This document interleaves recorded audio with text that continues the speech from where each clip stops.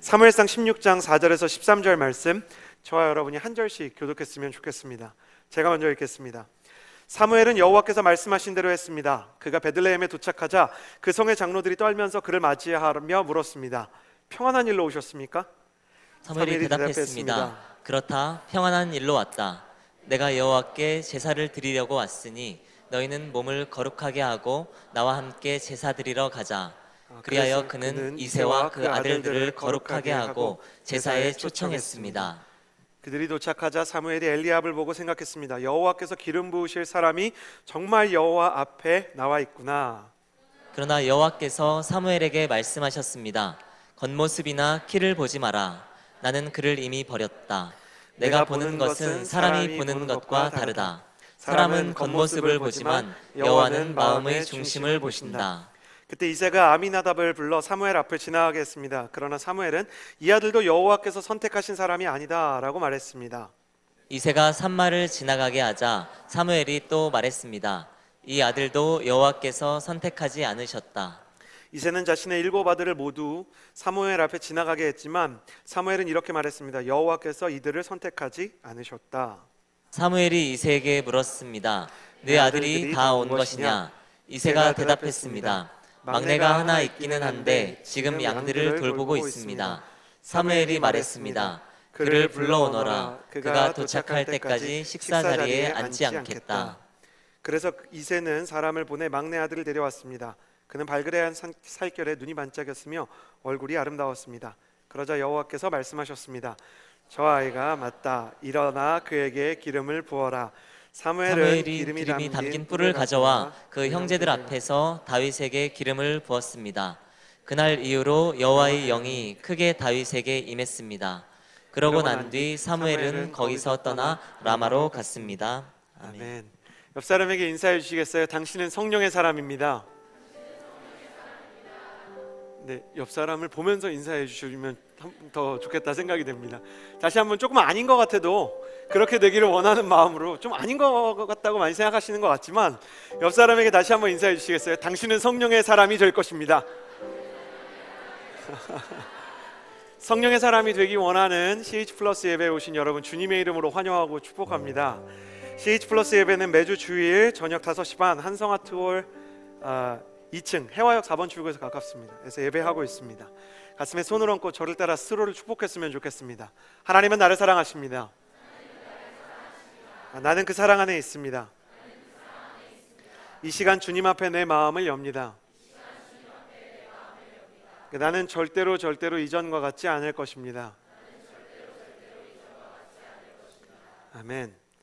우리는 지난주에 하나님께 선택받은 사람이 어떻게 하나님으로부터 멀어지는지, 뿌리가 뽑혀서 잠시는 푸르지만 말라가고 있는 사울에 대해 배우게 되었습니다.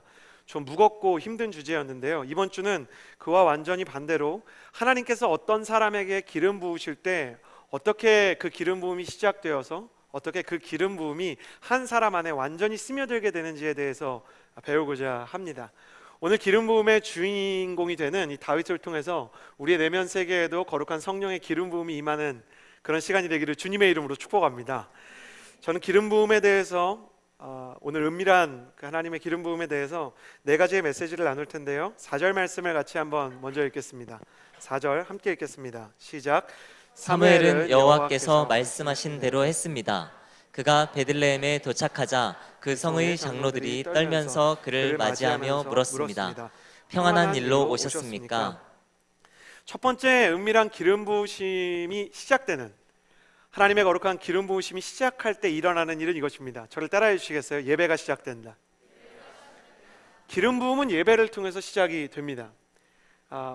베들레헴이라는 마을이 있었고요. 그 마을에 어린 아이들이 놀이터에 나와서 이렇게 놀고 있었어요. 땅바닥에 나뭇가지로 막 그림도 그리고 얼음땡도 하고 술래잡기도 하고 열심히 놀고 있는데 마을 그 어귀에서 저쪽에서 사무엘이 다가오는 거예요.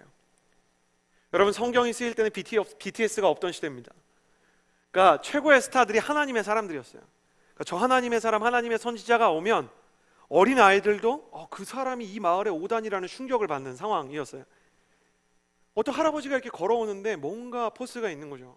그러니까 애들이 이상하다 보다 보니까 그 사무엘인 거예요. 그러니까 애들이 놀라가지고 아빠한테 가서, 엄마한테 가서 소리를 치는 거예요. 아빠, 사무엘이 우리 동네에 오고 있어요. 아빠는 얘기하는 거죠. 잘못 봤겠지. 사무엘이 여기를 왜 와? 근데 진짜야, 진짜 사무엘이니까요. 그래서 아빠가 마지못해서 나가보니까 진짜 사무엘이 우리 동네에 온 거예요. 근데 아이들은 너무 흥분하고 너무 즐거운데 어른들은 무서웠어요. 왜냐하면 하나님의 선지자가 온다는 것은 좋은 메시지일 수도 있지만 혹시 우리 마을이 큰 죄를 지었거나, 사무엘이라는 사람 자체가 이 대쪽 같은, 선비 같은 스타일 아닙니까? 그러니까 우리가 정말 하나님 앞에서 뭔가 범죄하거나 잘못했기 때문에 사무엘이 온 게 아닐까, 누가 큰 죄를 짓고 여기 숨어 있는 건 아닐까, 별별 생각이 다 드는 거예요. 베들레헴이 그럴 만한 게 휴양지가 아닙니다. 일단 그러니까 베들레헴이 무슨 제주도 같은 곳도 아니고, 베들레헴이 무슨 이렇게 동해 바닷가 같은 곳이 아니란 말이에요. 그러니까 베들레헴, 그럼 지금은 예수님이 태어나서 유명하지만 그 당시에는 이렇게 유명하지 않은 조그만 동네였어요. 그러니까 선지자가 거기 오니까 이게 뭔가 하나님의 경고의 메시지가 있는 게 아닌가, 서로 쿡쿡 찌르면서 네가 물어봐, 할아버지가 물어보세요. 그러다가 등 떠밀려서 그 지도자였던 장로가 물어봅니다. 장로님이 물어보는 거죠. 여기에 무슨 일로 오셨습니까? 혹시 저희가 무슨 잘못을 했습니까? 저는 이 장면을 보면서 굉장히 중요한 걸 배우게 돼요. 그게 뭐냐면, 하나님의 가장 큰 축복이 임하기 전에, 하나님의 놀라운 은혜가 임하기 직전에 가장 큰 두려움이 임할 수 있다는 것입니다. 실제로는 은혜가 다가오고 있는 건데 사람들이 은혜가 다가오는 것이 부담스러울 수 있는 거예요. 실제로는 하나님의 축복이 다가오고 있는데 그 축복이 다가오는 것을 감지하지 못하고 오히려 내 인생에 지금 어려움이 찾아오는 거 아닌가, 하나님이 나한테 뭔가 잘못했다고 이야기하시는 거 아닌가, 우리의 마음이 경건해지고 겸손해지고 두려운 때가 있을 수 있지만 기억하십시오. 우리가 느끼는 두려움이 하나님의 축복과 하나님의 은혜를 가늠할 수 있는 기준이 될 수 없어요. 그러니까 내가 두렵다고 해서 하나님께서 나를 싫어하는 것도 아니고, 내가 평안하다 그래서, 내가 두렵지 않다 그래서 내가 모든 걸 잘하고 있는 것도 아니에요. 그냥 하나님의 일은 하나님이 하시는데, 더 중요한 지표는 하나님의 일은 하나님이 세우신 지도자를 통해서 해석이 된다는 것입니다. 그것을 너무나 잘 알기 때문에 장로들은 영적인 지도자인 사무엘에게 지금 이게 무슨 일입니까? 라고 물어봤던 것이죠. 사무엘은 이렇게 대답합니다. 5절 말씀 같이 한번 읽겠습니다. 시작. 사무엘이 대답했습니다. 그렇다, 평안한 일로 왔다.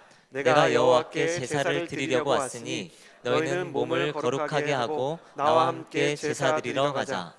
그리하여 그는 이새와 그 아들들을 거룩하게 하고 제사에 초청했습니다. 뭔가 잘못했을 것이다 떨고 있는 장로들에게 사무엘이 말해줍니다. 나는 평안한 일로 왔습니다.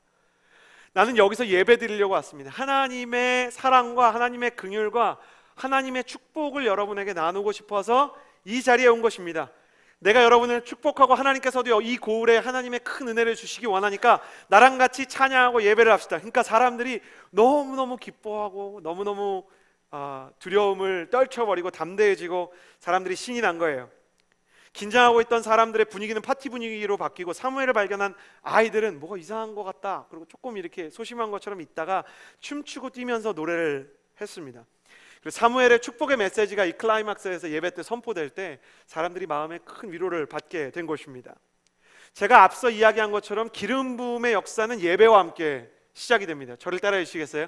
성령의 기름 부으심은 예배와 함께 시작된다.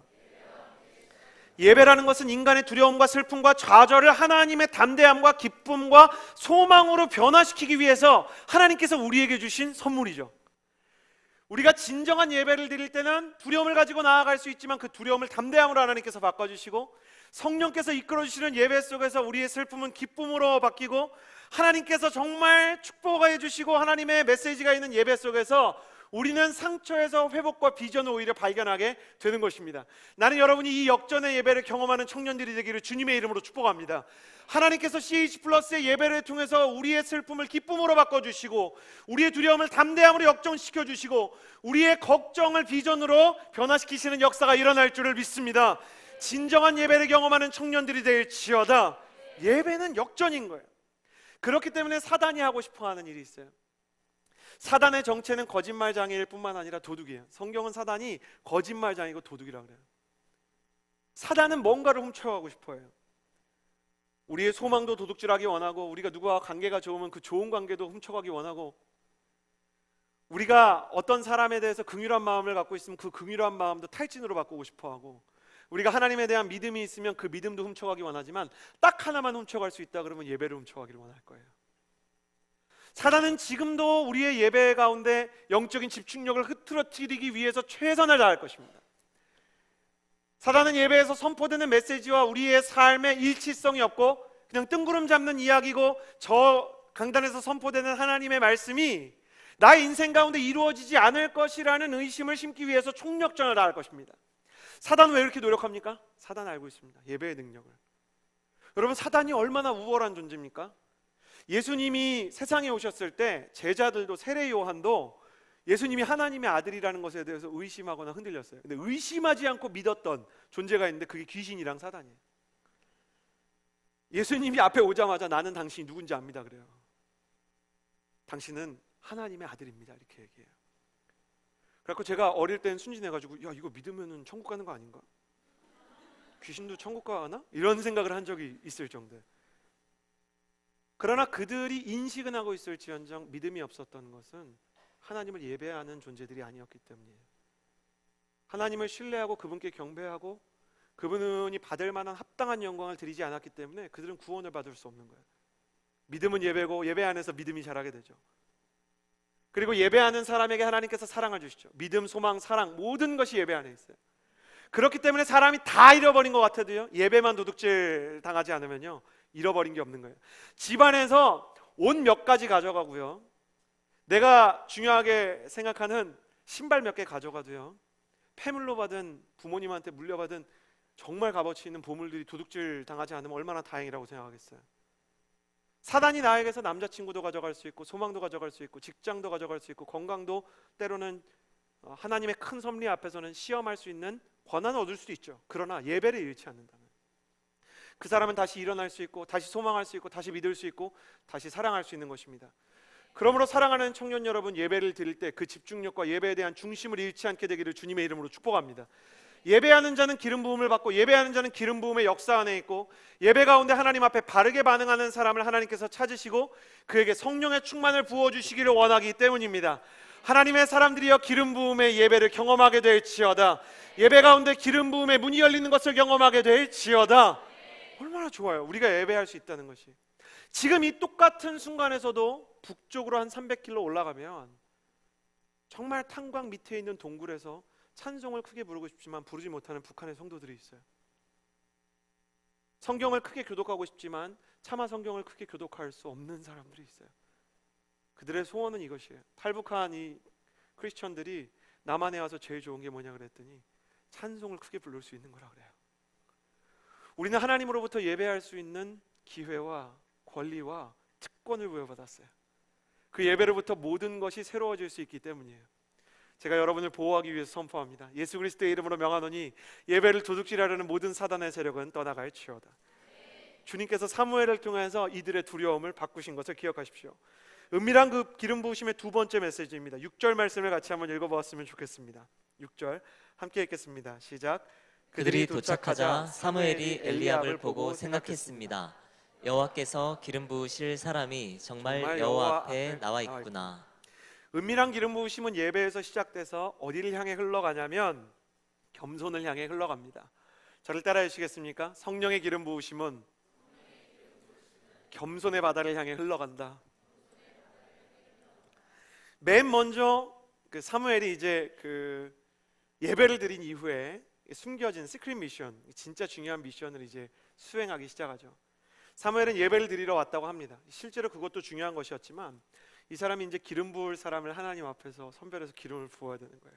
근데 장자 엘리압이 딱 나왔는데 이 사람이 성경의 이 기술들을 보면 몸이 굉장히 좋아요.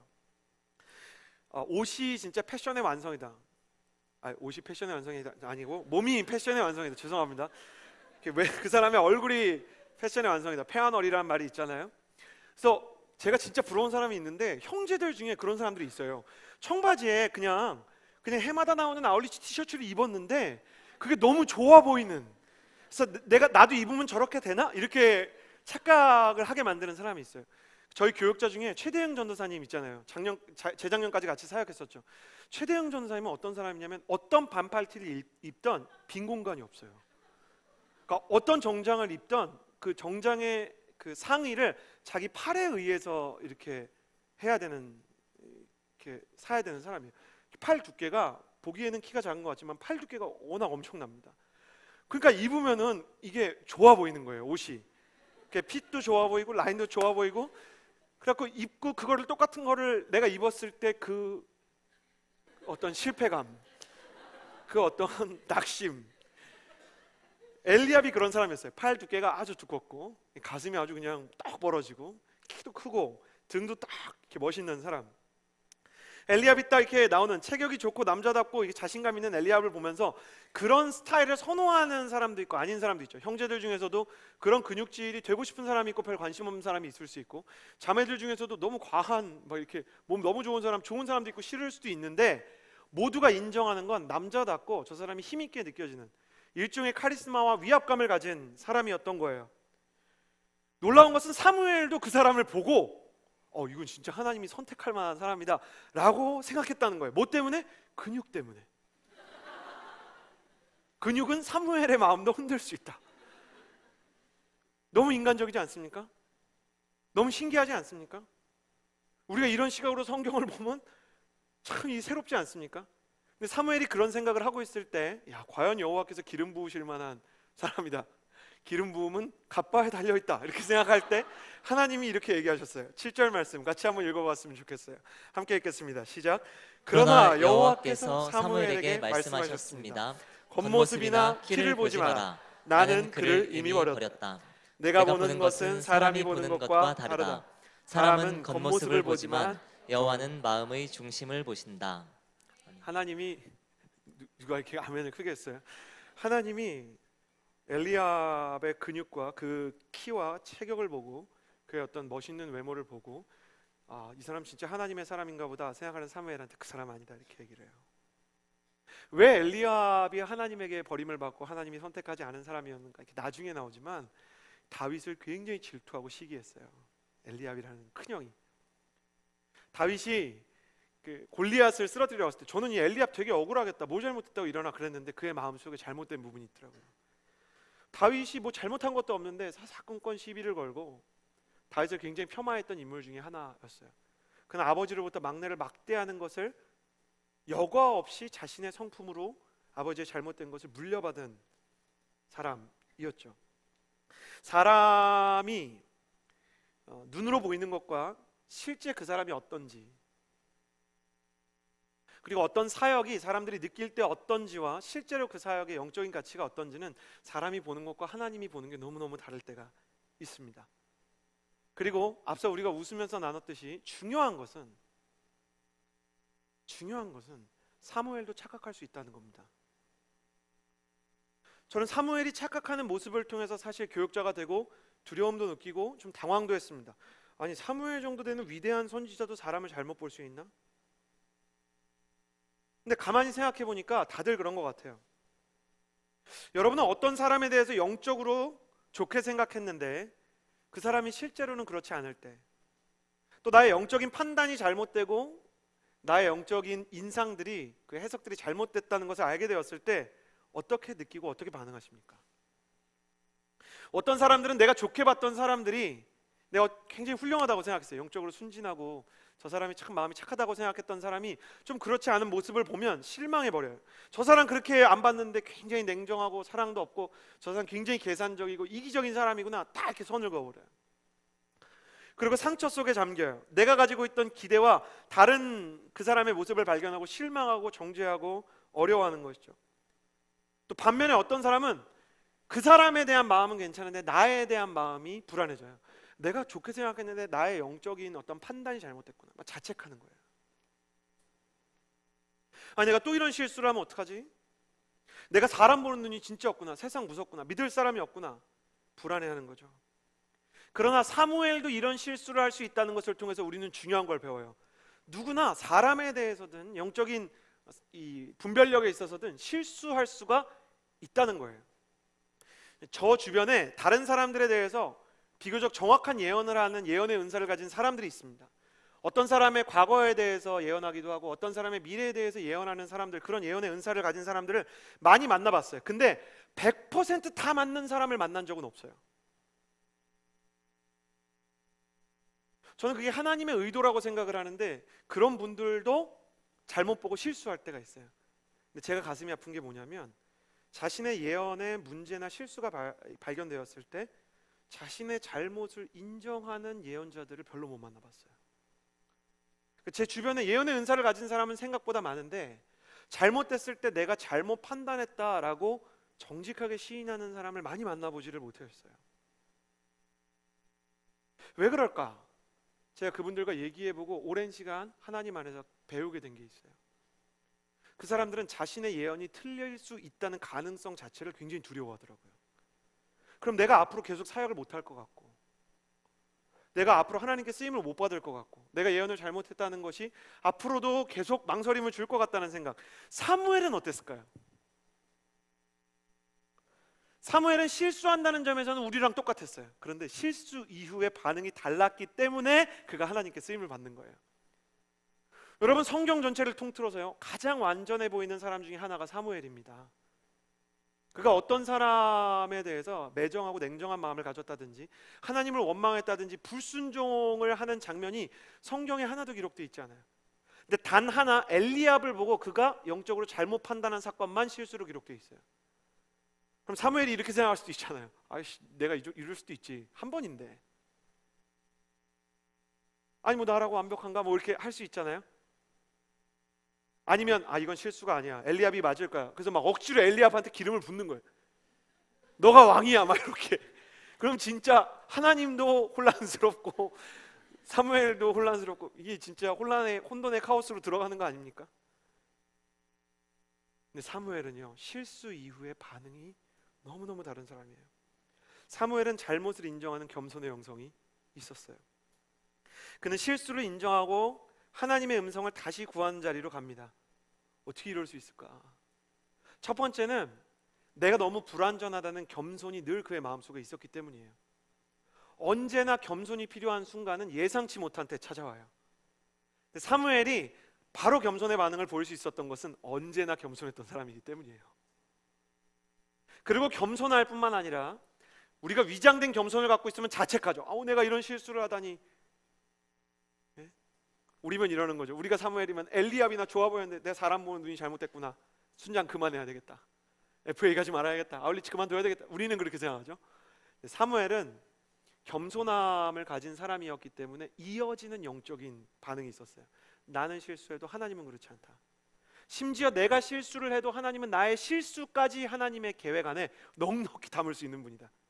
그러니까 자기 자신이 실수할 수 있는 가능성에 대한 겸손뿐 아니라 하나님에 대한 무한한 신뢰가 있는 거예요. 그게 있기 때문에 실수했을 때 사무엘이 너무 좌절하지 않았던 거예요. 소원이라는 찬양에 이런 부분이 있지 않습니까? 나의 작음을 알고 그분의 크심을 아는 거죠. 사무엘의 마음속에 정확히 그게 있었어요. 나는 작고 하나님은 크시고, 나는 언제나 작을 수 있지만 하나님이 너무 크셔가지고 문제가 될 수 없다. 내가 늘 실수를 해도 하나님 앞에서 다시 돌아가서 내가 잘못했습니다라고 말할 수만 있다면 하나님은 그것마저도 합력하여 선을 이루실 수 있는 분이라는 믿음이 있었다는 거예요. 나는 여러분에게도 이 믿음이 있게 되기를 주님의 이름으로 축복합니다. 여러분, 정말 중요한 것을 같이 선포하기 원해요. 가슴에 손을 이렇게 좀 얹어주시겠어요? 그리고 이렇게 선포합시다. 저를 따라해 주시겠어요? 내가 잘못해서 하나님의 일을 망가뜨릴 수 없다. 나는 그렇게 대단한 사람이 아니다. 뭐 대단한 사람이라고 우리가 하나님의 일을 망가뜨릴 수 있다고 생각하십니까? 저와 여러분이 우리가 뭐 그렇게 대단하다고 우리의 실수 때문에 하나님의 일이 막 허물어지고 무너질 수 있겠습니까? 아울리시 팀장들 자유하십시오. 여러분이 엉망이어도 아울리시가 막 무너지고 그러지 않습니다. MC들 자유하십시오. 여러분이 죄를 짓는다 그래서 수련회가 막 망가지고 공동체가 허물어지고 이러지 않습니다. MC들은 그런 믿음이 있군요. 순장들 자유하십시오. 당신이 좀 매정하고 사랑이 부족하다 그래서 당신의 순원이 막 구원 못 받고 지옥 가고 이러지 않습니다.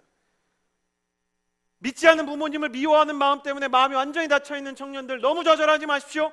당신의 박정한 마음 때문에 여러분의 부모를 하나님이 같이 미워하지 않으신다는 것입니다.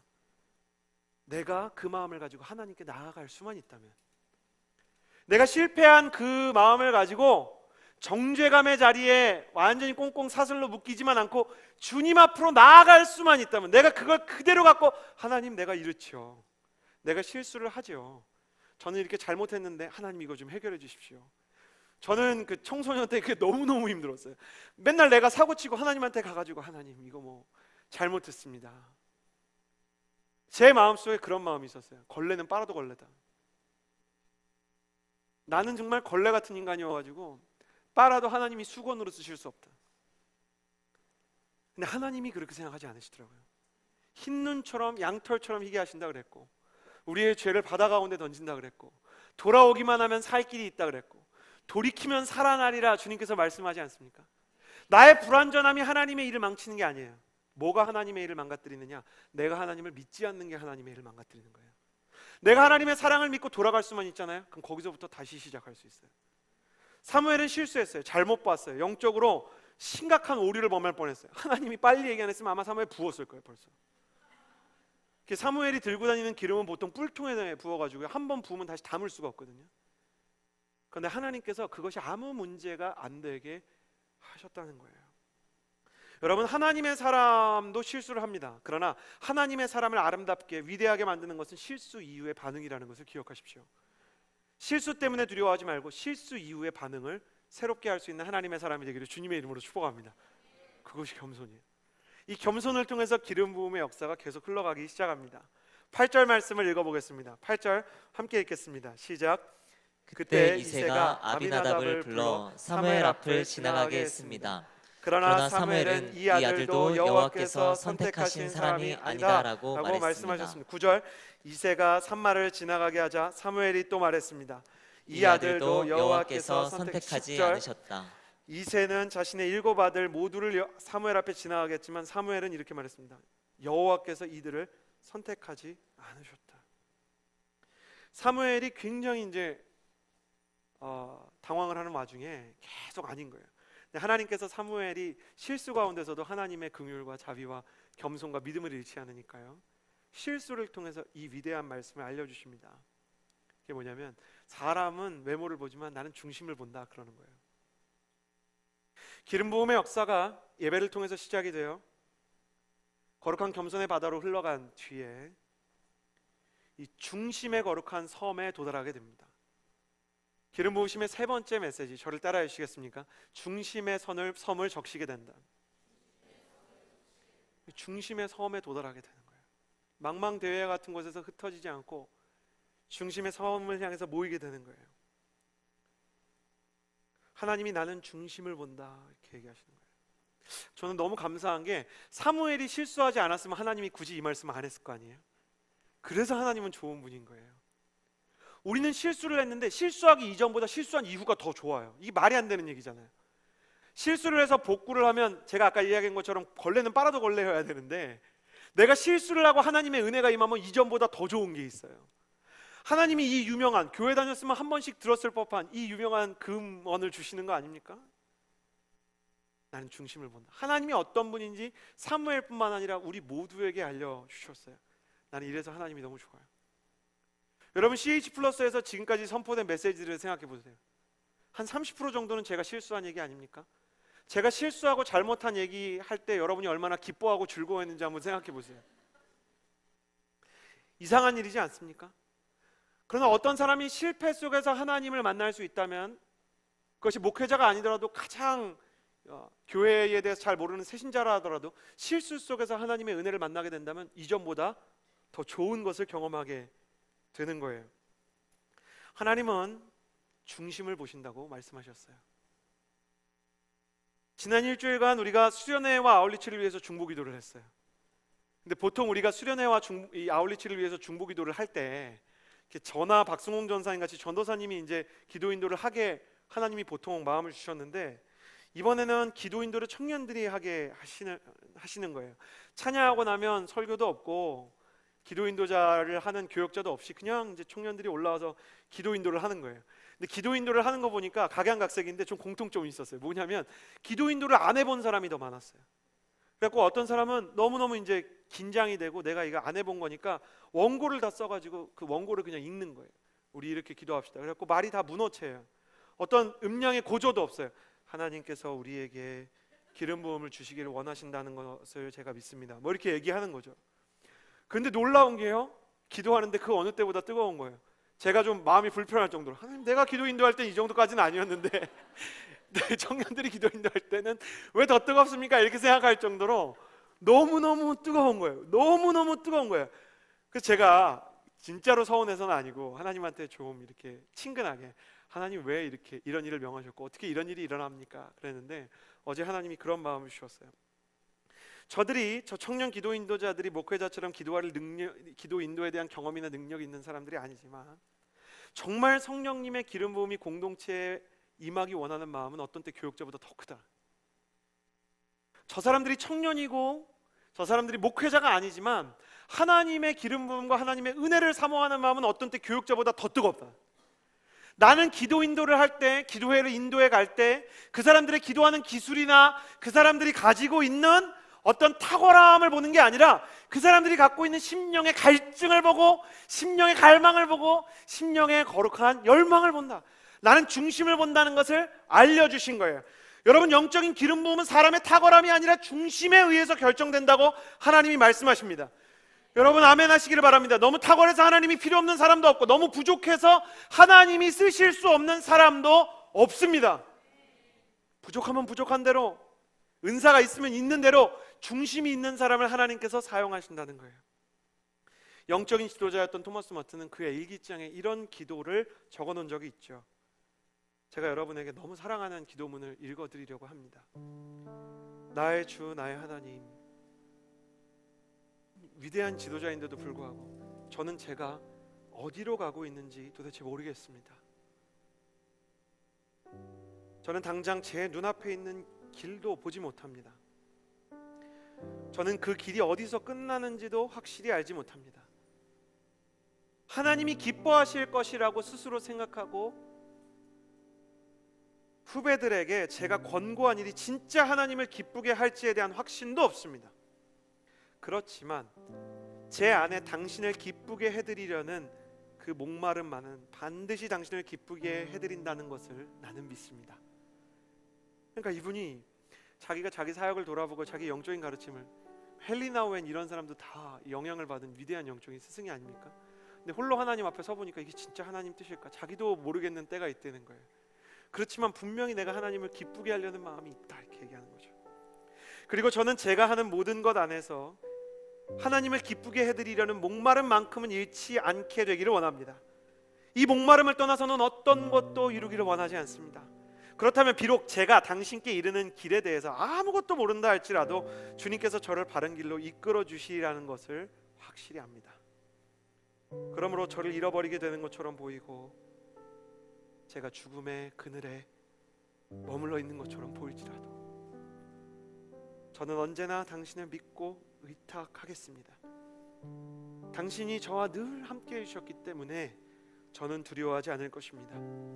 왜냐하면 당신께서는 제가 홀로 위험에 직면하도록 저를 떠나지 않을 것을 믿기 때문입니다.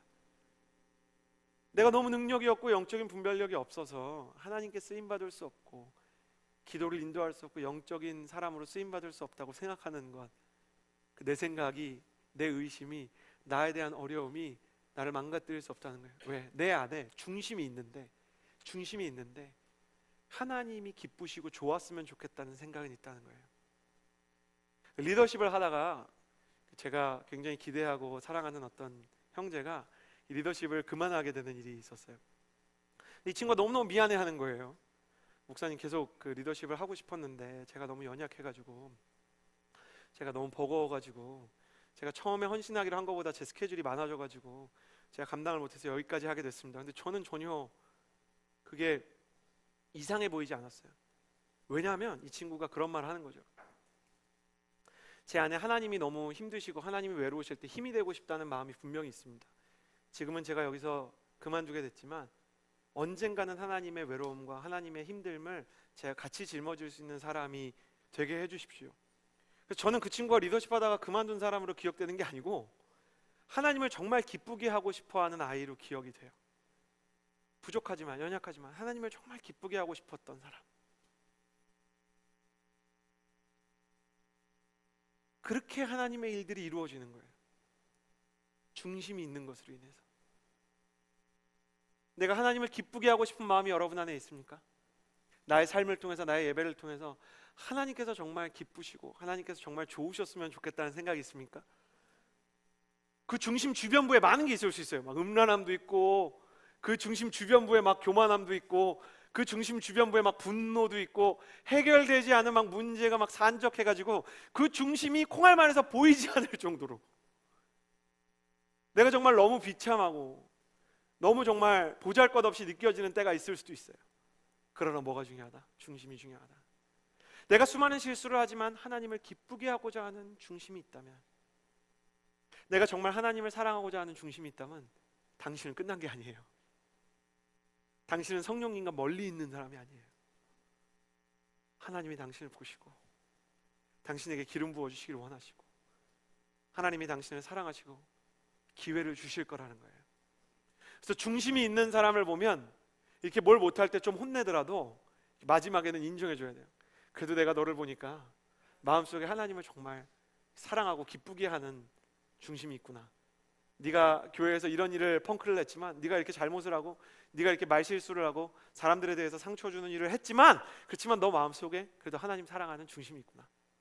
그거 하나만 해도 하나님께서 너를 쓰실 이유가 될 수 있다.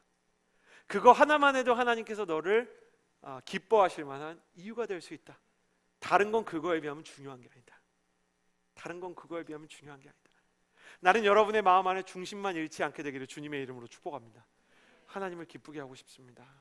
내가 연약하고 부족하지만 하나님께 쓰임을 받고 싶습니다. 하나님께서 나의 예배를 통해서 함께 기뻐하실 수 있는 분이면 좋겠습니다. 그러면 하나님께서 당신을 멀리하지 않으실 거예요. 그 중심을 가지고 있었던 사람, 그 사람이 바로 다윗이었죠. 다른 사람들에게 있어서 핵심적인 동기는 사람에게 인정받기 원하는 마음, 사람들이 나를 알아주고 높은 자리에 올라가고 많은 이익을 받기 원하는 마음이 중심에 있는 사람들이 있었지만, 다윗은 연약한 게 엄청 많아도 하나님을 기쁘게 하는 마음이 동기의 중심에 있었죠. 근데 그 사람이 나오는 장면은 순탄하지가 않았어요. 11절에서 13절의 말씀을 같이 한번 읽어보았으면 좋겠습니다. 함께 읽겠습니다. 시작. 사무엘이 이새에게 물었습니다. 네 아들이 다 온 것이냐? 이새가 대답했습니다. 막내가 하나 있기는 한데 지금 양들을 돌보고 있습니다. 사무엘이 말했습니다. 그를 불러오너라. 그가 도착할 때까지 식사 자리에 앉지 않겠다. 그래서 이새는 사람을 보내 막내 아들을 데려왔습니다. 그는 발그레한 살결에 눈이 반짝였으며 얼굴이 아름다웠습니다. 그러자 여호와께서 말씀하셨습니다. 저 아이가 맞다. 일어나 그에게 기름 부어라. 사무엘은 기름이 담긴 뿔을 가져와 그 형제들 앞에서 다윗에게 기름을 부었습니다. 그날 이후로 여호와의 영이 크게 다윗에게 임했습니다. 그러고 난 뒤 사무엘은 거기서 떠나 라마로 갔습니다. 이 중심의 섬에서 하나님의 기름 부음이 마지막으로 무엇에 의해 완성의 봉우리를 만들게 되는가?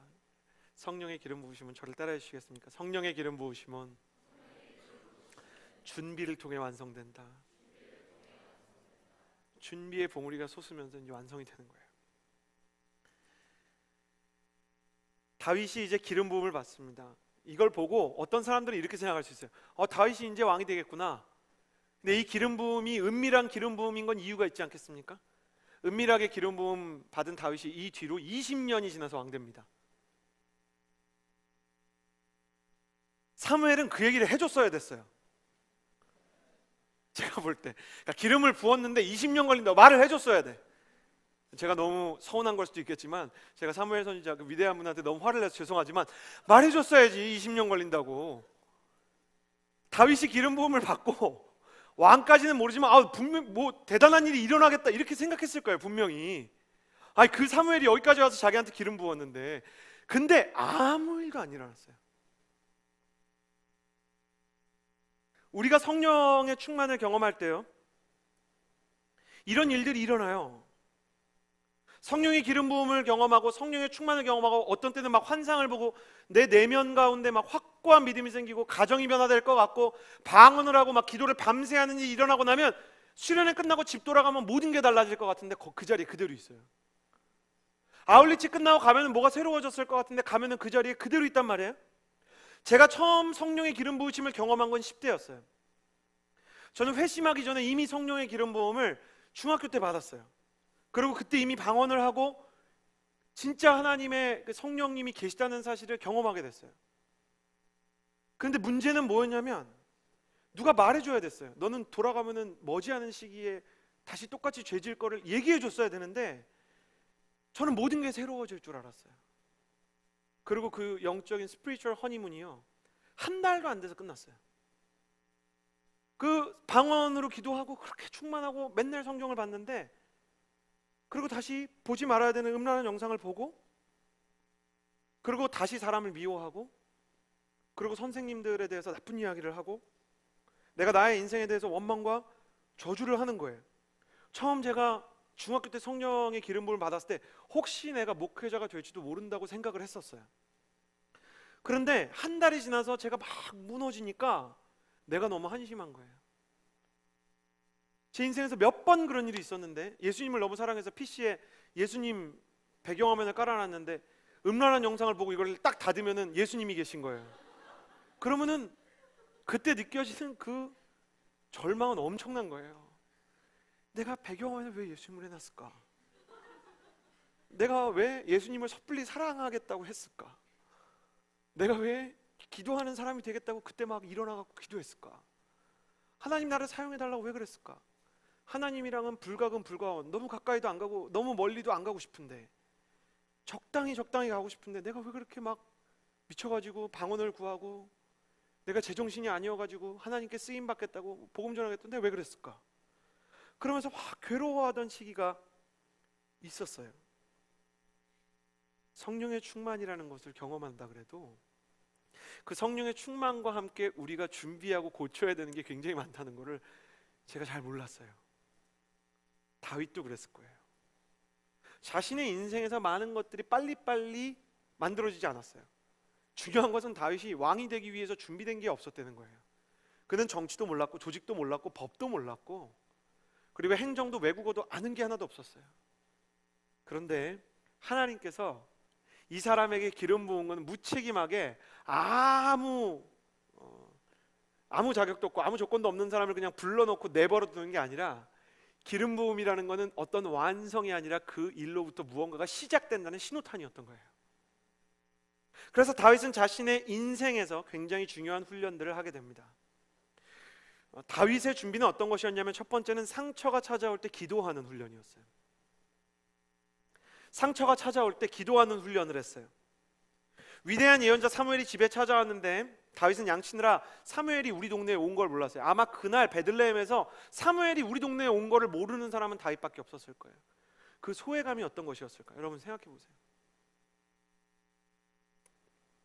생각해 보세요. 아버지가 사무엘이 집에 왔다는 걸 알려주지 않았을 뿐만 아니라 그 다윗에게 자기 아들에 대해서 소개하기를 쓸모없는 아이라 불렀어요. 여기 다윗에 대해서 아버지가 한 말을 보면 막내가 하나 있긴 한데 이건 막내라는 단어가 아니라 쓸데없는 하카톤이라는 단어예요. 하카톤, 쓸모없는 사람이다. 자기 아버지가 자기를 그렇게 생각을 하고 대하는 모습을 통해서 어떻게 애를 키웠을지를 알게 돼요. 사무엘이 찾아왔을 때도 이렇게 안 한다면 이 사람은 정말 아들한테 애정이 없는 거죠. 여러분의 아버지 중에, 여러분의 어머니 중에 너는 커서 의미 있는 일을 할 수 없을 거야 라고 얘기했던 부모님 밑에서 자란 사람들이 혹시 있을지 모르겠어요. 공부를 하거나 입시를 치르거나 이럴 때 부모님이 원하는 결과를 가져오지 않으면 막 혹독하게 대하는 환경에서 자란 분들이 혹시 있을지도 모르겠어요.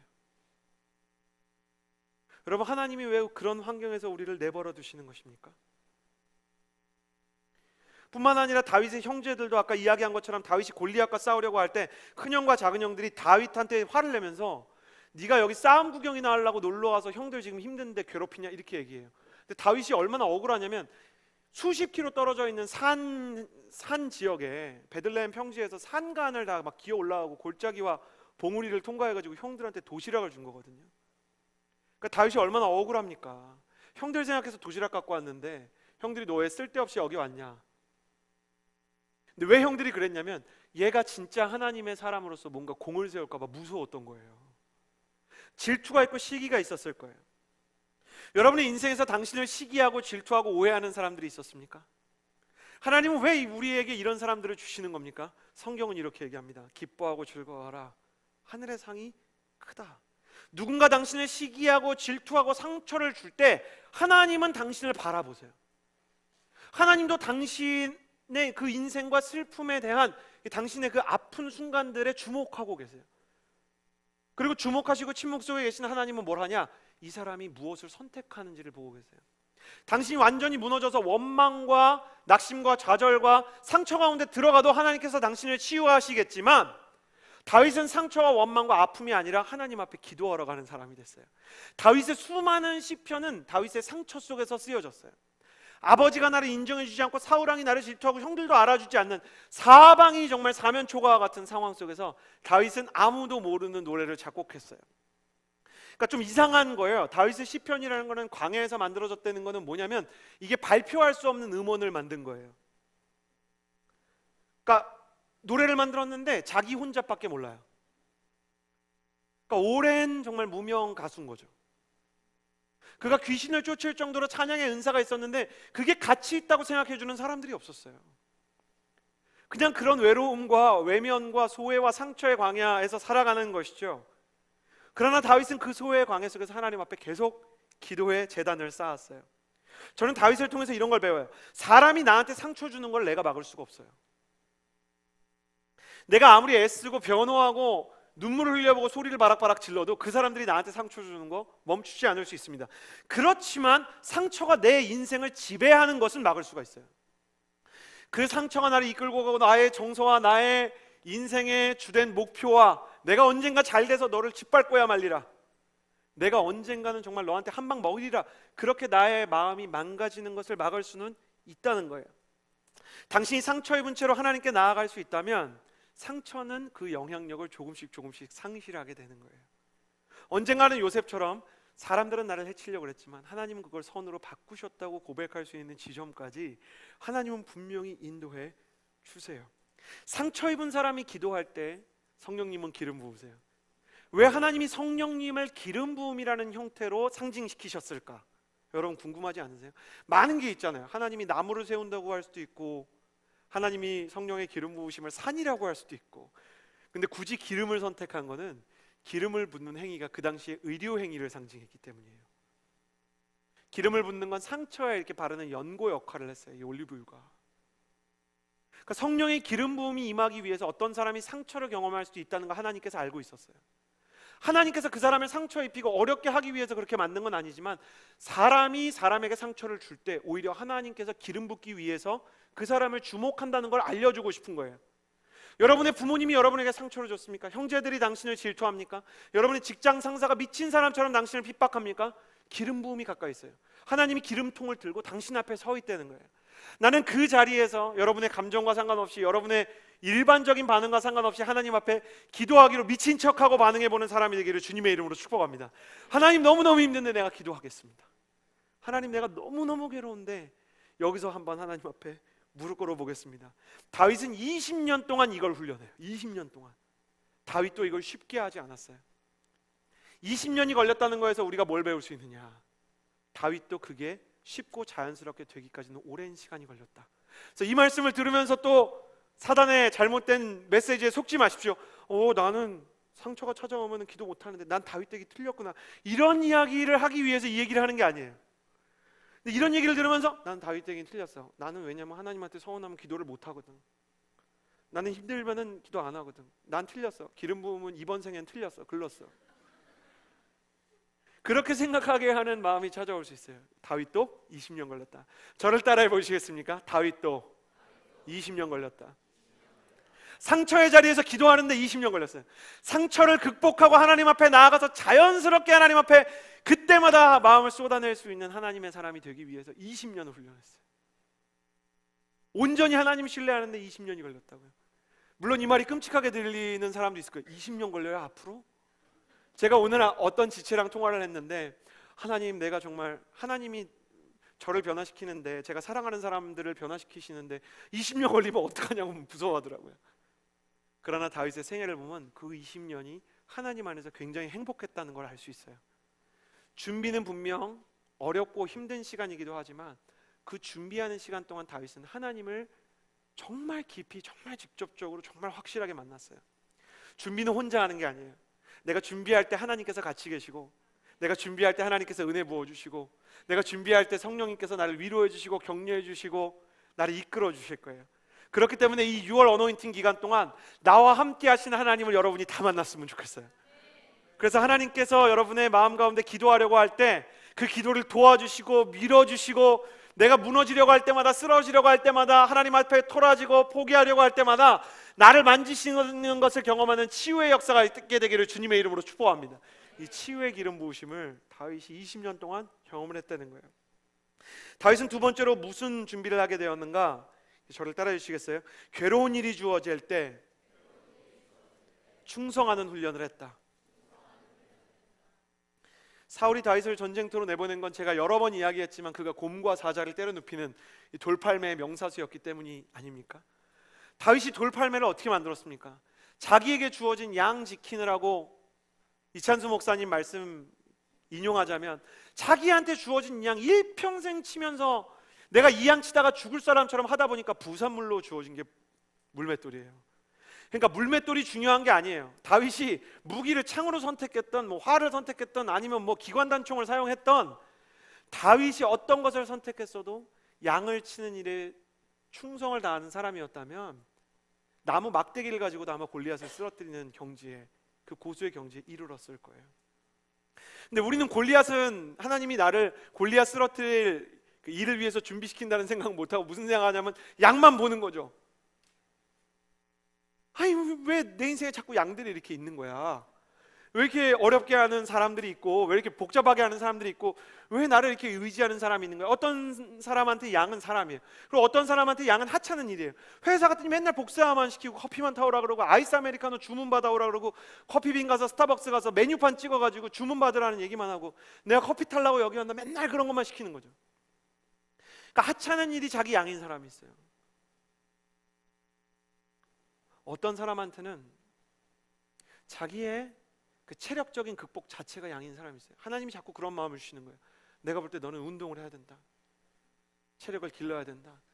너가 그렇게 저질 체력으로는 아무리 영적이어도 비전을 이룰 수가 없다. 그래서 막 운동을 하러 가면, 저 같은 경우가 그래요. 하나님 자꾸 운동하라 그러는데 저는 운동이 그렇게 재미가 없어요. 내가 이거 뭐 하고 있는 거지? 이거 왜 하는 거지? 막 이런 생각이 들어요. 그래갖고 뭐 설교라도 꽂아야 뭐가 되는 거예요. 그러니까 운동만 한 적이 없어요. 그러면 이상한 트레이너 선생님을 만나갖고 선생님이 자꾸 그래요. 그런 거 들으면서 그 집중 안 하고 그렇게 마음 없이 운동하면 안 된다고. 저는 운동에도 중심이 필요한지 몰랐어요. 어디를 자극하고 어떤 자세로 하는지가 너무 중요합니다. 운동도 자세와 중심이 중요하더라고요. 아니, 목사님 정신 차리고 똑바로 해보세요. 이렇게 팔 이렇게 굽혀지면 안 된다니까요. 스쿼트는 그렇게 허리가 이렇게 굽혀지면 잘못하면 다치세요. 그럼 안 하니만 못해요. 그렇게 운동하시다간 다쳐요. 아니, 하나님 나한테 왜 이렇게 잔소리하는 트레이너를 붙여주신 건지 막 싫은 거예요. 나한테 하나님께서 요구하시는 게, 여러분 목회하기 위해서 운동한다, 이상한 거예요. 저는 그런 거 싫어하거든요. 저는 피트니스 클럽에 가는 것 자체가 이렇게 스트레스예요. 근데 갔는데 자꾸 막 목사님 목회 잘하려면 턱걸이 해야 돼요. 어디서 이상한, 나를 목사님이라고 부르는 트레이너를 만나서 열심히 해보시라고 너무너무 힘들게 하는 거예요. 이 사람이 저를 막 훈련을 시키면은 막 한 이틀 뒤에는 못 걸어 다닐 정도로 힘들 수준으로 운동을 시켜요. 아내만 확신해요. 하나님이 보내신 사람이다. 근데 감사하지가 않은 거예요. 제가 굉장히 어려워하는 말씀 중에 하나는 디모데전서 4장 4절이에요. 하나님께서 창조하신 모든 것이 선함으로 감사하는 마음으로 받으면 버릴 것이 하나도 없다. 좀 버릴 수 있게 해주셔야 되는 거 아닙니까? 저는 그런 마음이 있기 때문에, 그리고 이런 마음을 나누면서 우리가 같이 은혜를 나누기 때문에 제 마음속에는 어떤 마음이 있었냐면, 어려울 때 감사하는 건 진짜 어려운 거다. 이게 의지로 선포하는 거지 진심으로 감사하는 거는 진짜 어렵고, 내가 정말 괴로울 때 선한 마음을 지키는 거는 그럴 때도 있겠지만 못 그럴 때도 되게 많다. 그러니까 욥이나 무슨 아브라함 같은 성경의 인물이나 그렇게 하는 거지, 우리 같은 일반 사람들이 어떻게 한나같이 깨진 항아리 안고 가갖고 기도를 그렇게 눈물로 하고 다윗처럼 그렇게 막 무시당하고 힘든 일을 하는데 어떻게 그 마음을 지키느냐. 너무 감정이입했어요. 너무 이렇게, 그러니까 연약한 사람들을 이해한다는 핑계로 저 자신한테도 면죄부를 주고 싶더라고요. 하나님이 내가 얼마나 연약한지 다 아시는데, 그리고 그게 가능하냐, 다 사람이 똑같지, 이렇게 생각하던 차에 이번 주 목요일 날 리더십이랑 같이 교회 오빠라는 영화를 봤어요. 그 영화는 진짜 하여튼 굉장히 어려운 영화였어요. 이관희 집사님이 중간에 이런 말 합니다. 하나님, 저희 가정 이러다가 다 죽게 생겼습니다. 남편과 아내가 있어요. 둘은 열심히 교회를 다녀요. 리더십을 섬기고, 이 사람들이 정말 교회에서 충성 봉사하는 사람인데, 첫 아이를 낳고 아내가 산후조리원에서 나오는 날, 남편이 우연히 배가 아파서 병원 가서 보니까 대장암 4기예요. 말긴 거예요. 그래서 나을지 안 나을지 모르는 상황에서 이 남편의 어머니가 자살을 하세요. 아들이 고통받는 것을 보고 견디질 못해서 우울증에 시달리다 자살을 해요. 우여곡절 끝에 남편이 영적으로도 육체적으로도 암으로부터 치유를 받았다는 선언을 받는데, 남편의 치유를 받고 얼마 되지 않아서 아내가 혈액암 4기라는 거예요. 저희 가정 이러다 다 죽게 생겼습니다. 이게 그냥 말이 아니고 진짜인 거예요. 그러니까 불신자 감독이, 이 감독이랑 교회 오빠는 감독이랑 스태프들이 다 불신자예요. 그러니까 불신자들이 이런 기구한 일이 있나, 그 사람들이 교회를 다녀서가 아니라 그 사람들이 그냥 단순히 암에 걸려서가 아니라 너무 기구한 거야, 인생이. 근데 그렇게 촬영하러 갔다가 이 사람들의 신앙이 카메라에, 뷰파인더에 담기기 시작하는 거예요.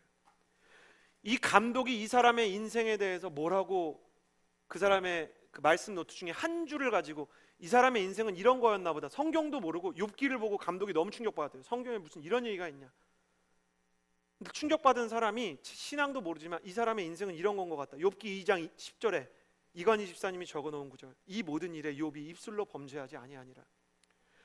이분이요, 이런 인생의 우여곡절을 겪는 것까지는 그럴 수 있다, 이게 있을 수 있는 일이다 싶은데 있을 수 없는 일을 하기 시작해요. 몇 년을 감독이 카메라에 담는데 이 사람이 하나님을 한 번도 원망을 안 하는 거예요. 이게 욥기를 보면서도 제가 욥이 너무 힘들었겠다. 아니, 그럼에도 불구하고 저런 반응을 보이는 게 이게 진짜 어떻게 가능한가 싶은데, 이분은 욥보다 더 대단한 사람인 거예요. 욥보다 더 기구한데 하나님한테 불만이 없어요. 이 주변에서 성경 공부를 같이 하는 암 환자들 성경 공부 모임에서 너무 힘들고 원망스럽지 않냐고, 암 환자들 사이에서도 이관희 집사님이 너무 힘드니까. 그러니까 이분이 굉장히 감정 표현이 이렇게 풍부하지 않은 분이에요. 되게 담담하게 뭐라 그러냐면, 하나님을 원망하지 않는 법이, 저는 저만의 손익계산서를 쓰거든요. 여태까지 내가 살아오면서 누렸던 은혜와 내가 지금 느끼는 절망과 아픔을 플러스 마이너스를 해보면 항상 플러스예요. 그러는 거예요. 내가 당한 이 고통의 현실에만 집착을 하면은 내가 이겨낼 길이 없지만, 내 삶 전체를 다 돌아보고 내가 은혜를 받았을 때 계산을 해보면, 나는 공대생이기 때문에 늘 계산을 하는데, 계산을 해보면 감히 하나님께 원망을 할 수 없다. 그게 제 결론입니다. 이렇게 얘기를 해요. 아내가 누군가가 원망스럽지 않냐고 그랬는데, 이분이 뭐라 그러냐면, 내가 아프고 내가 암이 걸려서 허락된 삶의 기한이 언제인지 확실히 알 수 없게 이렇게 되고, 내가 내일 살지 죽을지 알 수가 없으니까 오늘 내게 주어진 하루가 인생의 마지막 날일 수 있다고 생각을 하기 때문에 나한테 마지막으로 주어질지 모르는 이 하루를 원망으로 채우고 싶진 않아요. 이 감독이 이제 점점 무서운 거예요. 나중에 감독이 그런 말을 합니다. 불신자인데, 내가 고난과 죽음의 문제를 신 없이는 해석을 할 수 없다는 걸 알게 됐다는 거예요. 너무너무 궁금하니까, 내가 볼 때 당신은 크리스천 중에서도 굉장히 특별한 사람인데, 당신처럼 선하고 당신처럼 훌륭한, 내가 볼 때 보통 사람보다 훨씬 선하고 이게 어떻게 당신 같은 사람이 있냐, 너무 비현실적일 정도로 당신이 좋은 사람인데 왜 이런 고통을 겪게 됐냐 그랬더니 그분이 뭐라 하냐면 안 그렇다고. 내 마음속에 당신이 보이지 않는 굉장히 많은 죄와 악이 있었는데 내가 인생을 돌아보고 내가 신앙이 좋다고 생각하고 내가 좋은 사람이라고 생각했다가 암 걸리고 보니까 인생을 돌아보니까 내가 교만함, 인정욕구, 내 안에 있는 잘못된 분노, 뭐 이런 석연찮은 것들이 너무 많은데 제대로 산 날이 하루도 없었기 때문에, 완전한 날이 하루도 없었기 때문에 하나님이 나한테 완전해질 수 있는 기회를 주신 거다. 그러니까 이제 같이 이 길을 걸어가는 모든 사람들이 두려움을 느끼는 거예요. 남편이 치유를 받고 이 아내가 혈액암 사기를 받았는데, 아내는 치유를 받았는데 남편은 재발을 하고 또 재발을 해요. 첫 번째 재발을 했을 때 이 남편이 대장을 떼어낼 정도로 심한 수술을 합니다. 통증의 끝에 있다고 하더라고요. 의사한테 나중에 물어보니까. 그리고 그 수술 이후 나았다 그랬는데 이 사람이 또 재발을 해서 결국엔 죽게 됩니다. 의사 선생님들과 가족들이 몰핀을 맞아야 된다 그래요. 당신 몰핀 맞아야 된다. 왜냐면 사람이 겪을 수 있는 고난, 이 고통, 육체적인 고통 중에 그게 끝에, 당신이 겪는 고통이 통각이 끝에 있기 때문에 당신이 몰핀을 맞아야 된다. 근데 이분이 몰핀을 거부해요. 나는 그 이유를 듣고 너무 힘들었어요. 마음이. 이유가 너무 분명한데 내가 지금 너무 영적으로 고통스럽고 육적으로 고통스러운데 나를 위로할 수 있는 게 있는데 그게 하나님의 말씀이랑 성경을 누가 읽어주는 거랑 그리고 목사님들이 설교하는 게 나한테 힘이 된다는 거예요. 근데 몰핀을 맞으면 내가 해롱해롱거리고 어지럽고 정신이 없고 막 비몽사몽이 되기 때문에 내가 말씀에 집중할 수가 없어서 나는 몰핀 안 맞고 가겠다는 거예요. 근데 그거를 보는데 왜 이렇게 예수님 생각이 나는지. 예수님이 십자가에 못 박혀갖고 몰핀 역할을 하던 심포도주를 거부하잖아요. 왜 예수님이 거부했냐면 예수님 기도해야 되니까, 우리를 위해서. 마지막 순간에 죽기 직전까지 저 사람들 용서해 주십시오 그 기도를 해야 되는데 내가 지금 심포도주를 먹으면 얘를 위해서 기도를 못하니까, 그러니까 맨정신으로 나는 가야 된다는 거예요. 저는 그 부분에서 성령님께서 저에게 말씀하시는 음성을 들었어요. 이 목사, 이서진 목사, 너가 하는 설교가 저런 사람들한테 몰핀보다 더 큰 능력이 될 수 있다는 거를 네가 믿냐? 난 안 믿었어요. 어떤 사람이 너무 절망 가운데 있으면 내 설교가 무슨 의미가 있냐. 목사의 설교가 어떤 사람들한테 용기가 될 수 있지만 너무 절망적이고 너무 힘들면은 그런 사람한테 소망이 될 수 없지 않냐. 근데 그 사람들이, 너무 절망적인 사람들이 자기보다 훨씬 덜 힘든 목사님들의 설교를 들으면서 이게 내 영혼의 힘이 된다고 할 때 나는 내가 하는 설교에 대한 생각이 바뀌었어요. 이건 사람 일이 아니고 진짜 하나님이 하시는 부분이 있는 건데, 내가 설교 사역이라는 게 하나님 일이라고 생각하고 고백했지만 내 마음속 어딘가에서는 한계가 있고 내가 너무 부족하기 때문에 이거 안 되고 이런 생각들이 있었던 거예요. 그래서 회개했어요. 내가 설교 준비하는 게 너무 힘든 거예요. 내가 말씀 준비하는 게 너무 힘든 거예요. 잘할 자신이 없을 때가 많고 내가 너무너무 이거를 평생 해야 되는 건가? 왜 설교는 매주 해야 되는 거지? 한 달에 한 번 하면 너무 좋을 텐데 유튜버도 이렇게는 안 하겠다 막 이런 생각이 들고, 제가 아니 이걸 어떻게 52주를 해? 아니 그리고 왜 CH 플러스는 막 주제를 바꿔야 되지? 누가 이런 시스템을 만들어서 나한테 준 거야? 이런 생각이 들고, 그러니까 제가 너무 이렇게 보이지 않는 원망과 불평이 있었어요. 웃기지 않습니까? 사람들한테 소망을 줘야 되는 설교자가 설교 준비하는 게 너무 불행한 것처럼 느꼈어요. 근데 하나님 그러시는 거예요. 너 진짜 힘드냐? 너 진짜 불행하냐? 저런 사람이 있는데 너 그렇게 얘기할 수 있느냐? 하나님이 나를 질책하고자 하는 게 아니라 격려하시는 거죠. 네가 하는 설교가 저런 사람한테 의미가 있을 수 있다 그러면 너가 불행하냐? 네가 힘드냐? 어떻게 그렇게 얘기하겠어요? 저한테는 기도 제목이 있었어요. 어노인팅이라는 주제를 정해놓고도 나는 기름 부음이 뭔지를 명확히 몰랐어요. 얼핏 알았죠. 성령님이 어떤 주시는 뭔가 보다 이렇게 생각했는데 이관희 집사님을 보면서 알게 됐어요. 여러분, 기름 부음이 무엇인지 아십니까? 기름 부음은 사람이 하나님처럼 살아가게 되는 거예요. 진짜 내 마음이 아니고 하나님의 마음으로, 나는 죽고 예수 그리스도의 마음으로, 내 반응이 아니라 하나님의 반응으로, 하나님의 사랑으로 사람 사랑하고 하나님의 능력으로 나의 인생을 감당하고 성령님의 기도로 내가 기도하게 되는 게 기름 부음이더라고요. 사람이 나를 질투하고 공격하고 오해받는데도 하나님이 내 마음에 기름 부으셨기 때문에 상처받지 않게 하는 힘이 기름 부음이고, 육체적인 고통과 인생의 고난이 다가오는데도 하나님을 원망하지 않고 감사하게 하는 이관희 집사님 갖고 있었던 그 힘이 기름 부음이고, 지갑이 비어서 가난하고 내일이 확실하지 않아서 불안한데도 내가 두렵지 않게 하는 힘이 기름 부음이라는 것을 내가 그 이관희 집사님 보면서 한 거예요. 나는 이관희 집사님한테 돌아가셨지만 너무너무 고마운 거예요. 나는 그런 건 안 될 거라고 생각했어요. 솔직히 그 정도로 힘들면은 믿음 지키는 것만 해도 대단한 거다. 그 정도로 힘들면은 사람이 어떻게 감사하고 예배를 드리냐고. 근데 문제는 뭐냐면 내가 그렇게 생각하니까 내가 힘들 때마다 이유가 많더라고요. 하나님, 나는 감사할 수 없습니다. 하나님, 나는 예배할 수가 없습니다. 하나님, 나는 기도할 수 없는 상황입니다. 나를 합리화시키는 이 부족한 목회자와 극한의 고통 속에서도 아내가 저처럼 물어보는 거죠. 당신도 솔직히 힘들지 않냐고. 난 힘든데, 나는 너무 어려운데, 당신 보는 게 너무 괴로운데. 근데 이 사람이 진짜 끝까지 그러는 거예요. 난 진짜 감사하고 두려울 때도 있고 어려울 때도 있지만 나는 하나님 앞에 예배할 수 있고, 어머니가 돌아가셨지만 난 그 장례식장에서도 진짜 감사한 마음이 있었다고 얘기하는 거예요. 너무 감사한 게 뭐냐면 그 사람이 그 믿음을 몇 년째 견지했기 때문에 옆에서 속절없이 흔들리던 좀 이렇게 영적인 수준이 좀 부족했던 아내분이, 이 집사님이 남편이랑 똑같은 수준으로 올라가는 거예요. 남편이 마지막에 죽는데 똑같이 얘기해요. 이 인간극장 감독님이 제일 소름 돋았던 게 그거래요. 남편은 처음부터 완성된 사람이었대요. 그래서 어머니가 자살하셨는데도 하나님을 원망하지 않겠습니다, 감사합니다 그러는데, 아내는 그때는 못 그랬다는 거예요. 근데 남편이 죽었을 때 그 아내 집사님이 하나님 감사합니다, 난 이게 끝이 아닌 걸 압니다, 남편이랑 거의 똑같이 얘기하더래요. 몇 년 전 남편의 고백을. 기름 부음이 다른 기름 부음을 부른 거예요. 기름 부음이 다른 기름 부음을 시작한 거예요. 여러분, 오랜 기다림과 훈련의 광야가 있을 수 있죠.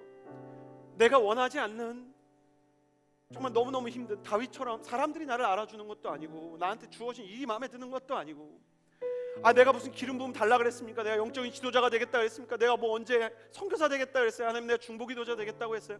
왜 원하지 않는 사명을 자꾸 줘서 나를 힘들게 하는 생각이 들 수 있지만, 여러분, 어차피 예수님을 믿든 안 믿든 모든 인생엔 고통과 광야가 다 있어요. 선택은 딱 두 개뿐이에요. 나 혼자 내 힘으로 그냥 끝까지 살아갈 건지, 아니면 하나님이랑 같이 이 고통의 광야를 걸어갈 건지. 하나님과 함께 걸어가는 사람은 하나님을 닮게 되고, 성령님을 구하는 사람에게는 성령님의 능력을 주신다고 성경이 얘기를 하는 것을 이분이 증명한 거예요. 다윗이 그 기름 부음을, 이관희 집사님 같은 그 마음을 훈련받기 위해 20년의 세월 동안 주님과 동행하는 인생을 살게 되는 것이죠. 여러분, 저는 여러분을 생각할 때 여러분이 갖고 있는 그 고통과 아픔을 다 알 수 없어요. 여러분이 갖고 있는 그 괴로움을 다 이해할 수도 없어요.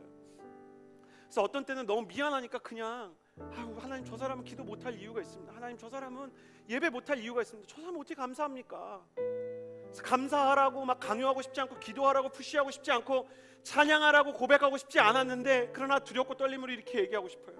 그러나 찬양해야 됩니다. 그러나 기도를 시작해야 됩니다. 그러나 하나님 앞에 다시 서야 합니다. 왜냐하면 그 길밖에 없기 때문이고, 그리고 그 길 안에 분명히 나의 이 고통을 이기게 하는 성령의 기름 부으심의 축복이 예비되어 있기 때문이에요. 하나님, 당신 괴롭게 하려고 여기로 데려오는 게 아니에요. 하나님이 당신을 망가뜨리려고 그렇게 힘들게 하는 게 아니에요. 이 길에서 하나님이 기다리고 계시기 때문에 이 고통의 광야에서 내게 손짓하고 계시는 거예요. 나는 이 6월에 여러분이 진짜 성령의 기름 부으심을 경험하게 되기를 바라요.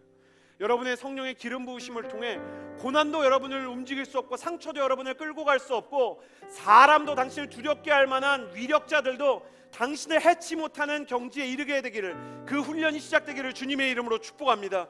세상이 흔들 수 없는 사람이 되게 하여 주옵소서. 상처에 무너지지 않는 사람이 되게 하여 주옵소서. 고난 가운데도 예배와 감사를 잃지 않는 사람이 될 수 있도록 성령님, 가난하고 불쌍한 우리를 좀 붙잡아 주옵소서. 여러분도 나와 같이 가난하다면, 여러분도 나와 같이 절박하다면, 여러분도 나와 같이 주님과 함께 살아가는 삶이 궁금한 사람이라면, 우리 함께 일어나서 기도합시다. 이 시간에 기도합시다. 하나님 아버지, 너무너무 힘이 듭니다.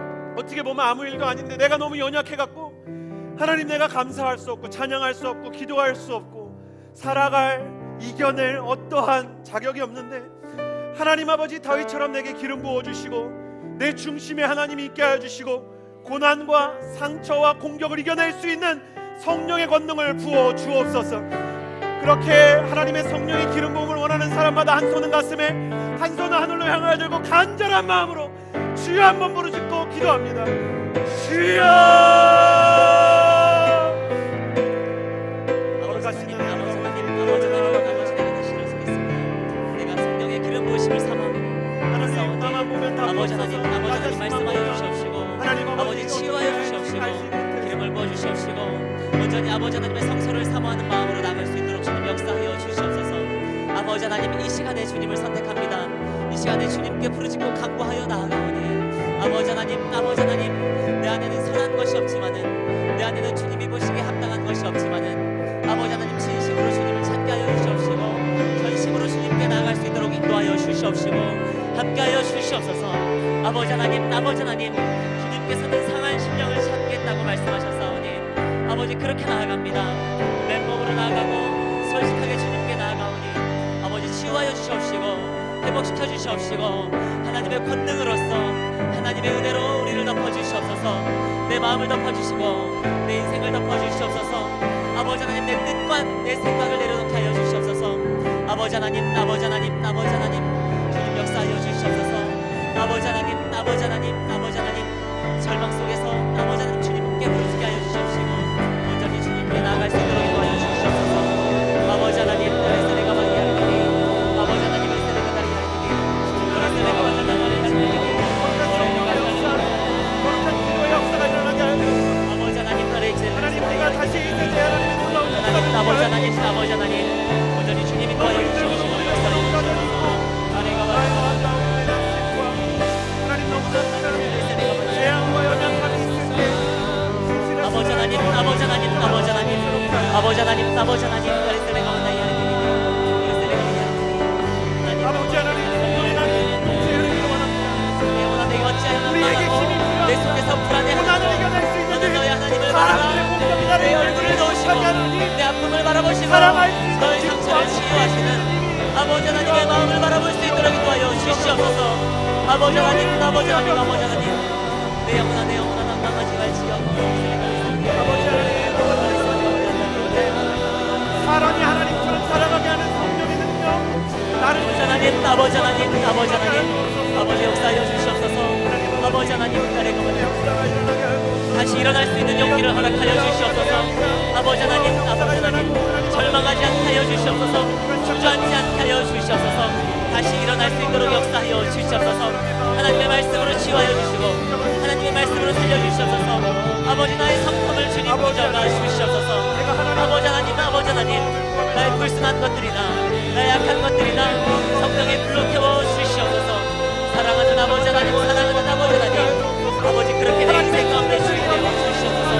구별하여 주시옵소서. 아버지, 아버지 하나님, 아버지 하나님, 아버지 하나님, 하나님, 하나님, 하나님, 내가 당신만을 바라봅니다. 내가 눈을 향한 산을 향하여 눈을 뜨는데 나의 도움이 어디 속에 있습니까? 온전히 아버지 하나님께로 나오는 줄을 내가 믿사오니 내가 전심으로 주님을 찾게 하여 주시옵소서. 진심으로 주님을 찾게 하여 주시옵소서. 두려워 말라, 내가 너와 함께 함이고 놀라지 말라, 나는 내 하나님이 됨이니라. 내가 너를 굳세게 하리라, 너를 도와주리라. 참으로 나의 의로운 오른손으로 너를 붙들리라. 아멘. 아버지 하나님, 그렇게 인도하여 주시옵소서. 성령님께서 제 마음 가운데 이관희 집사님의 기도 제목을 기억나게 하셨어요. 그분이 암에 걸렸을 때 기도 제목으로 고쳐달라는 기도보다 내게 더 중요한 기도가 있고 나를 뜨겁게 하는 기도가 있다 그랬어요. 그게 뭐였냐면, 하나님, 이 고통 때문에, 이 고난 때문에 내가 하나님 등지지 않게 해주십시오. 내가 이 어려움 때문에 하나님을 업신여기거나 하나님께 입술로 범죄하거나 하나님이 원하시지 않는 선택을 하지 않게 하여 주옵소서. 하나님, 고통스럽습니다. 아픕니다. 그러나 하나님을 뒤로하지 않고 하나님을 마주하고 하나님 더 붙잡는 사람 되게 하여 주옵소서. 나는 우리 모두가 한 사람 한 사람이 그런 사람 되었으면 좋겠습니다.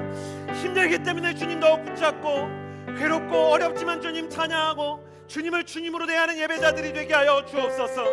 내가 예수 그리스도 이름으로 명하노니 거룩한 예배를 방해하는 악한 영의 세력은 떠나갈지어다. 감사와 기쁨을 도적질하려고 하는 사단의 세력은 떠나갈지어다. 두 손을 들고 기도할 때 주여 우리가 주님을 더욱 붙잡는 인생 되게 하여 주옵소서. 고난의 강에서 주님 바라보게 하여 주옵소서. 주여 한번 무릎 짓고 기도합니다. 주여, 사랑하는 아버지 하나님, 아버지 하나님, 무릎 꿇고 기도합니다. 주님께 간구하며 나아갑니다. 아버지 하나님, 아버지 하나님, 하나님의 사랑을 우리에게 보여주시옵소서. 하나님의 은혜를 우리에게 보여주시옵소서. 내가 무릎을 꿇고 주님께 간구하며 나아가오니 아버지 하나님의 영광의 풍성함을 따라서 성령으로 말미암아 우리의 속 사람을 강건하게 하여 주시옵소서. 아버지 하나님, 아버지 하나님, 믿음으로 말미암아 굳게 서게 하여 주시옵시고 온전히 우리 마음속에 예수 그리스도가 임하게 하여 주시옵소서. 아버지 하나님, 아버지 하나님, 사랑 가운데서 아버지 하나님의 사랑이 우리에게 우리가 내리고 누가 무너지게 하여 주시옵소서.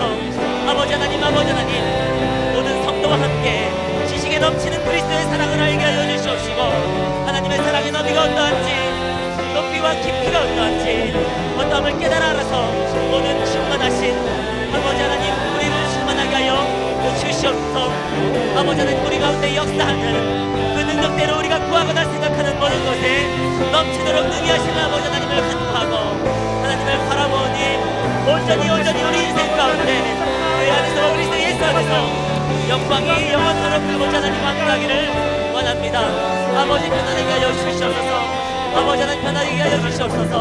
온전히 하나님의 사랑으로 아버지 하나님 우리 마음을 변화시켜 주시옵시고 그렇게 하나님의 사람이 될지어다. 하나님의 사랑으로 나갈 그렇게 도와여 주시옵소서. 아버지 하나님, 아버지 하나님, 아버지 야곱을 시험했던 것처럼 모세가 회막에서 하나님을 만나듯이 다윗이 샤막에서 하나님을 만나듯이 만날 수 있도록 역사하여 주시옵소서. 아버지 하나님, 아버지 하나님, 아버지 하나님, 아버지 내 인생의 주권을 주님께 드립니다. 내 인생의 모든 것을 주님께 드리오니 하나님을 양육하니 우리 세례가 만난다니.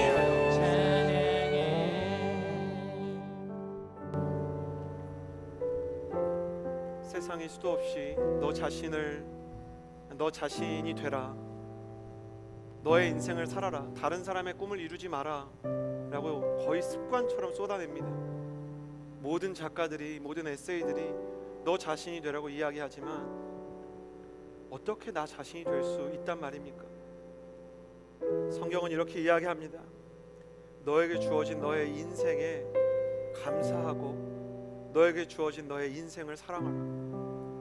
그것이 정말로 힘들고 그것이 정말로 혹독하고 다윗의 인생처럼 너무나 많은 상처와 감사할 수 없는 이유가 있더라도 너가 너 자신에게 주어진 삶을 사랑하고 충성하면 진짜 너에게 맞는 인생을 내가 보장해 주겠다고 주님 말씀하는 것입니다. 우리 자신답게 살아갈 수 있는 능력은 주님께서 주십니다. 여러분 저를 보시겠어요? 다윗이 사울의 검 가지고 골리앗을 쓰러뜨리지 않았습니다. 다윗이 사울의 갑옷을 입고 가서 승리하지 않았습니다. 하나님이 다윗의 돌팔매를 쓴 가장 중요한 이유는 그의 인생이었기 때문입니다. 돌팔매가 돌이 아니라 그의 처절하고 외롭고 그가 깨어졌던 시간 전체를 의미했기 때문입니다. 다윗이 그것에 감사하고 충성했을 때 하나님은 그걸 쓰기로 작정하셨어요. 그 무기가 강력하고 탁월하고 뛰어난지는 중요하지 않아요. 내가 경험했던 것이 무엇이든 하나님 앞에서 충성한다면 하나님은 나의 글과 나의 노래와 나의 일과 나의 관계를 분명히 사용하실 거예요. 세상보다 탁월해서가 아니라 내가 하나님 앞에서 바르게 반응했기 때문에, 내가 하나님 앞에서 온전히 반응하기로 작정했기 때문에 반드시 그것을 사용하십니다. 여러분 물고기 2마리와 보리떡 5개로 5,000명을 먹인 소년을 기억하십시오. 이 시간에 다시 한번 기도할 때 하나님 나 가진 게 없습니다. 하나님 나는 좋은 대학을 나온 것도 아니고, 하나님 나는 많은 돈을 가진 것도 아니고, 내가 상처 없이 아주 좋은 성품을 가지고 있는 것도 아니지만 내게 남아있는 게 몇 개 있고 지금 하나님께서 내게 주신 게 있습니다. 하나님 드릴 것은 나의 마음과 나의 중심밖에 없사오니 나의 모든 부족함을 사용하여 주옵소서. 글을 쓰는 사람들 당신의 글에 기름 부음이 임하게 해달라고 기도하십시오. 노래를 하는 사람들 당신의 노래에 기름 부음이 임하게 해달라고 기도하십시오. 언어를 사용하고 컴퓨터를 사용하는 사람들 하나님, 너무 세상에 비해 보잘것이 없지만 나의 그 컴퓨터와 마우스와 키보드와 나의 행정과 프로그램에 주님의 기름 부음이 임하게 해달라고 기도하십시오. F&B, 푸드 앤 비버리지에 헌신하는 분들, 나의 음식과 나의 서비스에 주님께서 기름 부어달라고 기도하십시오. 하나님, 나는 너무 연약해서 이것을 정말 세상 앞에서 경쟁력이 없는 것이라고 생각하지만 하나님께서 기름 부으시면 나의 부족함을 사용하신다는 믿음을 가지고 주님께 기도하십시오. 기도하며 나아갈 때 하나님, 나의 부족한 능력과 나의 부족한 재료들을 사용하여 주옵소서. 나를 사용하여 주시고 나의 인생의 기름 부어 주옵소서. 우리 마지막으로 주님 앞에 기도하겠습니다. 기도합시다. 존귀하신 하나님 아버지, 아버지 하나님, 나의 작은 마음을 내가 남들보다 그림을 잘 그리는 사람 아닙니다. 내가 남들보다 글 잘 쓰는 사람 아닙니다. 세상에 나보다 언어의 재능이 있는 사람 아니겠습니까? 아버지 하나님, 사모하는 마음, 사울의 검이 있고 사울의 갑옷이 있습니다. 아버지 기름 부어 주시옵소서. 나보다 뛰어난 기름 부어 호텔리어들이 있고 주시옵소서. 나보다 뛰어난 아버지, 바리스타들이 내가 있고 용기를 나보다 갖게 하여 뛰어난 주시옵소서. 프로그래머들이 있고 내가 다시 마음을 나보다 주님께 훌륭한 하나님을 마케터들이 나오니 있습니다. 아버지 나보다 하나님, 내 마음이 훌륭한 교사가 있고 확정되고 교수들이 내 마음이 있고 확정되었사오니 나보다 아버지 훌륭한 하나님, 주님을 간호사들과 의사들이 찬양하겠습니다. 있습니다. 하늘 위에 주님은 높이 들리시고 나보다 법에 대해서 해박하고 세계 위에 높아지기를 나보다 원합니다. 더 많은 아버지 하나님, 논리와 그렇게 나 자신을 바라볼 수 프레젠테이션 있도록 능력을 가진 사람이 주옵소서. 아버지 하나님, 아버지 그러나 하나님, 하나님은 아버지 하나님의 하나님, 사람에게 주목하시고 하나님, 아버지 하나님, 하나님의 사람을 사용하십니다. 그렇게 내 시간을 주님께 하나님, 드리겠습니다. 내게도 돌팔매를 나의 젊음을 주옵소서. 주님께 드리겠습니다.